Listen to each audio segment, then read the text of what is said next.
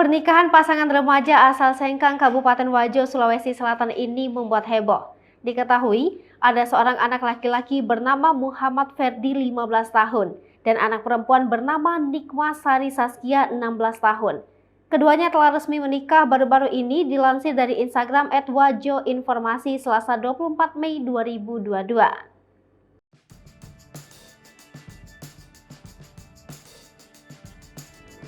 Bahkan pernikahan mereka dirayakan dengan pesta besar-besaran.